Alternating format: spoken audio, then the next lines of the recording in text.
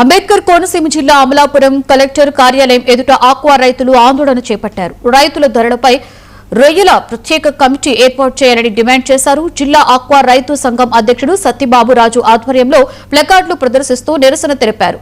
Feed ధరలకు committee ఏర్పాటు చేసినట్లే రొయ్యల ధరలకి కూడా కమిటీ వేయాలని ప్రభుత్వాన్ని కోరారు. పెరిగిన ఫీడ్ ధరలు, తగ్గిన రొయ్యల ధరల కారణంగా తీవ్ర నష్టాలు ఎదుర్కొంటున్నామని ఆక్వా రైతులు ఆవేదన వ్యక్తం చేశారు. రేట్లు సుమారు 50 రూపాయలు కిందకి రావడం జరిగింది. అప్పటి నుంచి రైతులు రకరకాల దఫాలుగా గవర్నమెంట్ కి నిరసన తెలియజేయడం జరుగుతుంది. అయితే ఇప్పటి వరకు కూడా ఈ రొయ్యల రేటుల్లో పురోగతి అనుకున్నంత స్థాయిలో రాకపోవడం రైతులు ఎంతో చింతిస్తున్నారు. గవర్నమెంట్ కి ఇన్ని విధాలుగా తెలిపినప్పటికీ వారు ఆక్వా వ్యవస్థను కూర్చోబెట్టి ఒకసారి రేట్లు ఎందుకు తగ్గినాయి అని చెప్పి రైతులకి ఒక్కసారి కూడా వివరణ తెలపలేకపోవడం జరుగుతుంది.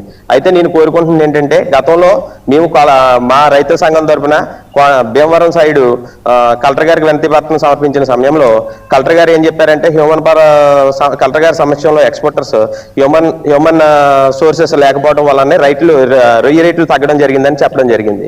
అయితే సుమారు నెల వస్తున్నప్పటికీ ఈ రొయ్య రేట్లు హ్యూమన్ పవర్ వచ్చినప్పటికీ కూడా రొయ్య రేట్లు పెంచకపోవడం ఆక్వా రైతులు ఎంతో చింతిస్తున్నారు. ఒక హ్యూమన్ రిసోర్సెస్ లేకపోతే ఎంత భారీ స్థాయిలో 50 రూపాయలు తగ్గవలసిన అవసరం లేదని చెప్పి గత 2 మాసాల నుంచి కూడా ఈ అక్వా చెరువుల రైతులు వాడే మేత గురించి కానీ, రైతులు అమ్మే రొయ్యల గురించి కానీ